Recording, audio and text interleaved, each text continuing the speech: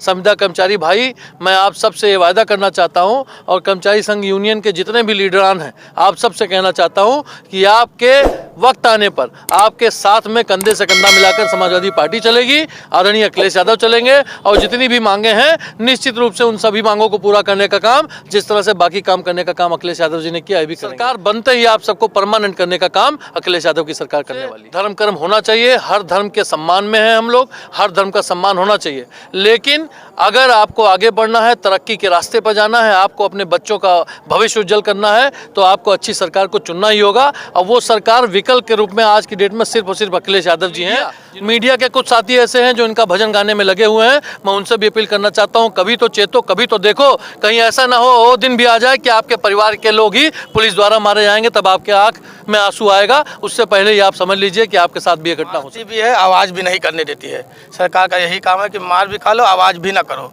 हम लोगों की जो मांगे हैं, या तो हम लोगों को मास्टर रोल व्यवस्था के तहत विभाग में समायोजित। लेकिन आज ये दशा है कि इस सरकार में हम लोग अपने आप को एक बंधुआ मजदूर से भी ज़्यादा गया गुजरा महसूस कर रहे हैं।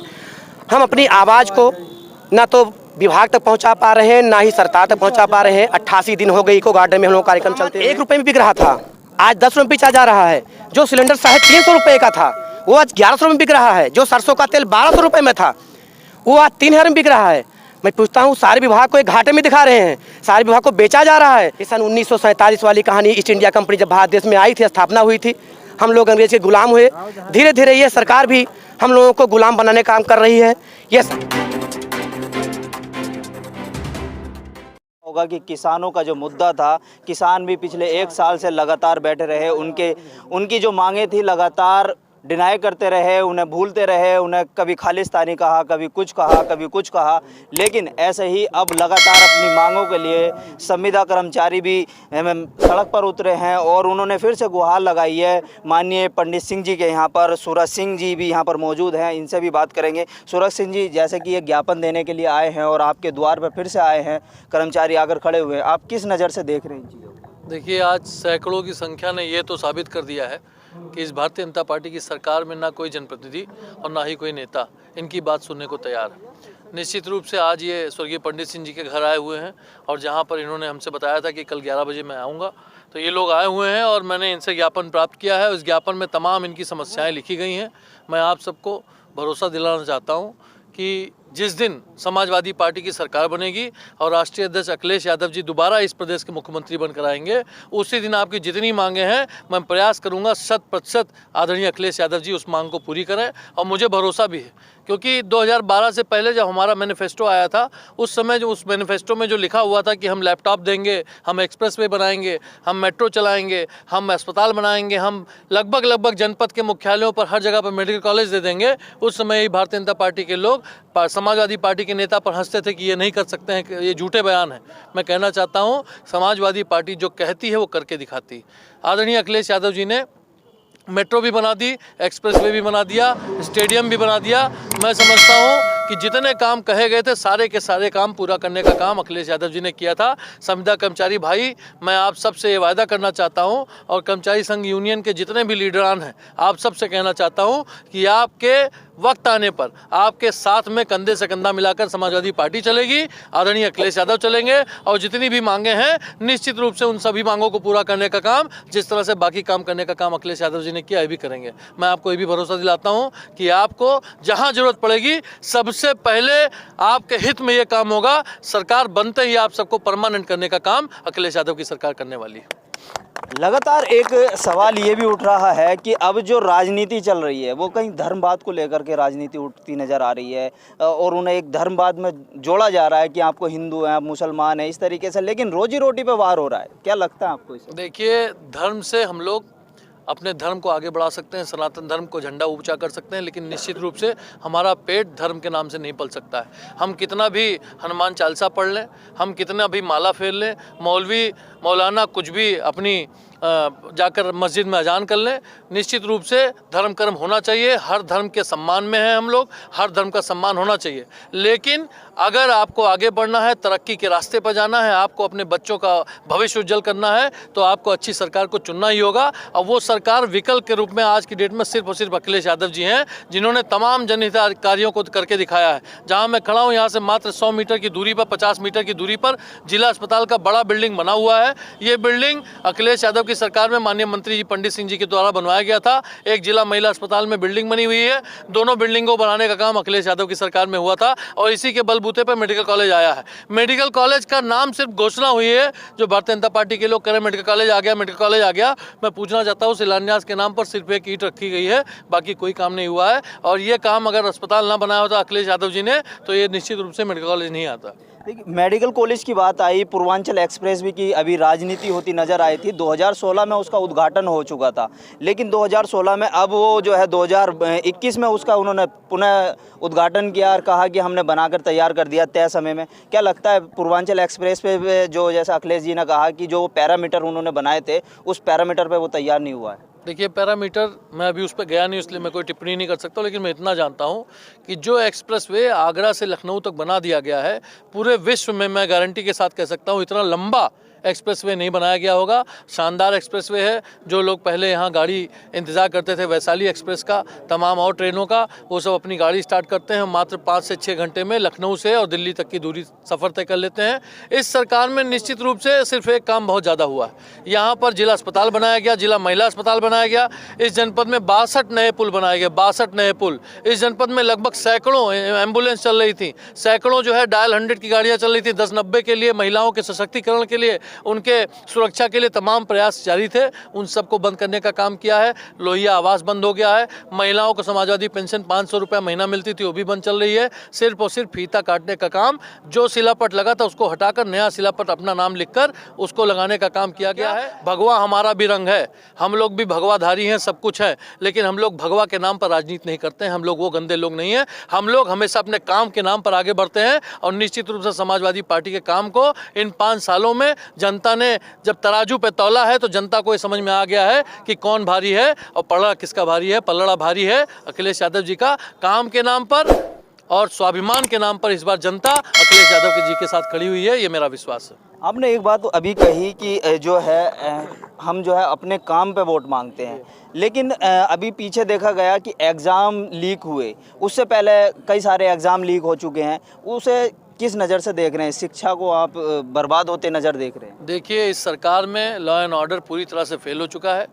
कानून व्यवस्था बहुत ख़राब है। अभी इसी गोंडा जनपद में मुख्यालय पर, यहाँ से मुश्किल, जहाँ मैं खड़ा हूँ यहाँ से 500 मीटर दूर शहर का गांव है, शहर से सटा हुआ गांव है इमलिया गुर्दियाल। एक अपराधी आता है और खुलेआम शाम को 5 बजे चहल पहल के बीच में 3-3 हत्याएं करता है और निकल जाता है। 15-15 दिन बीत जाता है, प्रशासन उसका जवाब नहीं ढूंढ पा रहा है, सिर्फ उलझा हुआ है। मैं कहना चाहता हूँ, इस सरकार में सिर्फ हत्याएं हो रही हैं, पुलिस हत्या कर रही है। जब रक्षक भक्षक हो जाएंगे तो उस प्रदेश का बंटाधार होना निश्चित है। इस सरकार में पुलिस ने हत्या की। अभी आपने गोरखपुर में देखा होगा, एक व्यापारी की हत्या हुई। आपने देखा होगा लखनऊ में ट्रांस गोमती क्षेत्र में, वहाँ पर भी विवेक की हत्या हुई, विवेक तिवारी की, उसको भी पुलिस वाले ने मारा। मैं समझता हूँ पुलिस ने चारों तरफ से सिर्फ और सिर्फ जनता को खून के आंसू रुलाने का काम किया है। कानून व्यवस्था पूरी तरह फेल है। जिस बात पे पीठ थपथपाई जा रही है, सिर्फ फर्जी इनकाउंटर करने वाली सरकार है। ये फर्जी लोगों को पकड़ के इनकाउंटर करती है। और मीडिया के कुछ साथी ऐसे हैं जो इनका भजन गाने में लगे हुए हैं। मैं उनसे भी अपील करना चाहता हूँ, कभी तो चेतो, कभी तो देखो। कहीं ऐसा ना हो वो दिन भी आ जाए कि आपके परिवार के लोग ही पुलिस द्वारा मारे जाएंगे, तब आपके आँख में आंसू आएगा। उससे पहले ही आप समझ लीजिए कि आपके साथ भी ये घटना हो सकती है।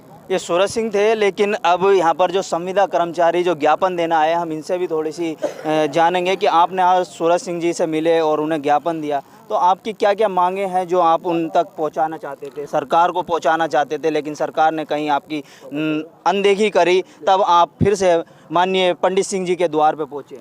मैं अरविंद कुमार श्रीवास्तव, मध्यांचल अध्यक्ष, उत्तर प्रदेश पावर कास्ट निपदा संविदा कर्मचारी संघ। हम लोगों को लगातार 88 दिन से इको गार्डन में आंदोलन चल रहा है। इस बीच में हम लोगों ने कई बार वहाँ शक्ति भवन पे घेराव किया। शक्ति भवन का घेराव जिस दिन हम लोग करना था, कम से कम 50,000 की संख्या थी, लेकिन इस सरकार के द्वारा हम लोग को शांतिपूर्ण तरीके से हम लोगों को आंदोलन भी नहीं करने दिया गया। सभी संविदा कर्मचारियों को पकड़कर इको गार्डन में बंद कर दिया गया। उसके बाद शाम को हम लोग को रिहा किया गया और ये मारती भी है, आवाज़ भी नहीं करने देती है। सरकार का यही काम है कि मार भी खा लो, आवाज़ भी ना करो। हम लोगों की जो मांगे हैं, या तो हम लोगों को मास्टर रोल व्यवस्था के तहत विभाग में समायोजित किया जाए, या फिर 18,000 और 16,000 हम लोग का वेतन किया जाए। हमारे ही विभाग में पूर्व सैनिक कल्याण के तहत उनका भी एग्रीमेंट है, हमारा भी एग्रीमेंट है। वही काम वो करते हैं, वही काम हम करते हैं। उनका काम, उनका वेतन 18,000 और 24,000, हम लोग का वेतन 8,000 10,000। हम लोग की यही मांगे है कि जो हम लोग की जायज़ मांगे उसको पूरा किया जाए। लगातार जो संविदा कर्मचारियों की वो मांगे हैं, यहाँ पर और भी लोग हैं, इनसे भी जानेंगे क्या आपकी मांगे हैं।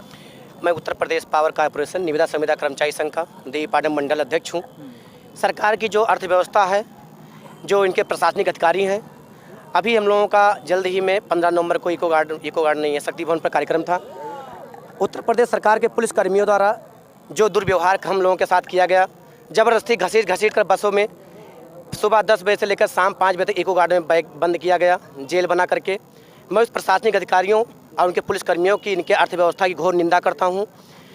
2014 में झूलेलाल पार्क में जब हम लोगों का कार्यक्रम चल रहा था, माननीय राजनाथ सिंह गृह मंत्री जी ने वादा किया था कि जब हमारी सरकार आएगी उत्तर प्रदेश में, भारतीय जनता पार्टी का सरकार बनेगी, फर्स्ट पीरियड में आप लोगों की मांग होगी, जो भी जायज़ मांगे हैं आप लोगों की वो पूरी हो जाएंगी।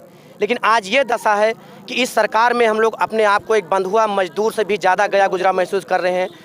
हम अपनी आवाज़ को ना तो विभाग तक पहुंचा पा रहे हैं, ना ही सरकार तक पहुंचा पा रहे हैं। 88 दिन हो गए इको गार्डन में हम लोग कार्यक्रम चलते हुए, लेकिन ये गूंगी बहरी सरकार और विभाग के भ्रष्ट अधिकारियों की मिली भगत से हम लोगों की आवाज़ दबाई जा रही है। जब सरकार बनी उत्तर प्रदेश में, माननीय मोदी जी ने कहा काला धन लाएंगे। काला धन कहाँ गया इनका? काला धन के नाम पर काला बाजारी हो रहा है। जो सामान 1 रुपये में बिक रहा था आज 10 रुपये में बेचा जा रहा है। जो सिलेंडर 350 रुपये का था वो आज 1100 में बिक रहा है। जो सरसों का तेल 1200 रुपये में था वो आज 3000 में बिक रहा है। मैं पूछता हूँ, सारे विभाग को एक घाटे में दिखा रहे हैं, सारे विभाग को बेचा जा रहा है। मैं इस मीडिया के ग्रुप के माध्यम से अगर ये सरकार तक हमारी ग्रुप पहुँचे तो मैं उनसे पूछना चाहूँगा कि आप विदेशी कंपनियों को क्यों आमंत्रण दे रहे हैं? जो सामान 1 रुपये में था 10 रुपये में बेचा जा रहा है, फिर घाटा कहाँ दिखा रहे हैं? ये सन 1947 वाली कहानी, ईस्ट इंडिया कंपनी जब भारत देश में आई थी, स्थापना हुई थी, हम लोग अंग्रेज के गुलाम हुए। धीरे धीरे ये सरकार भी हम लोगों को गुलाम बनाने का काम कर रही है। ये सरकार मजदूर विरोधी सरकार है। महंगाई तो इनको दिख रहा है, घाटा इनको दिख रहा है, लेकिन मजदूर घर में चूल्हा जल रहा है नहीं जल रहा, ये इन्हें दिखाई नहीं पड़ रहा है। आज हम लोग इस नौबत पर हैं कि 8,000 रुपये में ना तो मोबाइल खर्चा चल पा रहा है, ना गाड़ी खर्चा चल पा रहा है, ना अपने बीवी बच्चों का जो ऐसो आराम है दे पा रहे हैं।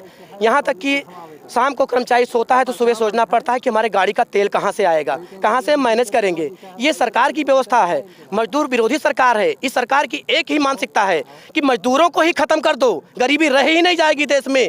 ये सरकार की मानसिकता है। मैं इस सरकार के और इनकी अर्थव्यवस्था की मैं घोर निंदा करता हूँ और यह भी वादा करता हूँ कि आने वाले 2022 के चुनाव में जितने भी आउटसोर्स कर्मचारी हैं, हमारी संख्या 18 लाख है। 18 लाख कर्मचारी आने वाले चुनाव में इनका विरोध करेंगे और समाजवादी पार्टी का हम लोग खुलकर सपोर्ट करेंगे। इसी वाणी के साथ मैं जय हिंद जय भारत। लगातार आवाज़ उठती रही है कि मजदूरों की और संविदा कर्मचारियों की, और कर्मचारी हमेशा अपनी मांगों के लिए अटल रहे हैं, क्योंकि पेट में दाना जाएगा तभी तो कुछ देश का भला हो पाएगा। कैमरा पर्सन अंकित के साथ मोहम्मद साजिद, ABC वर्ल्ड हिंदी।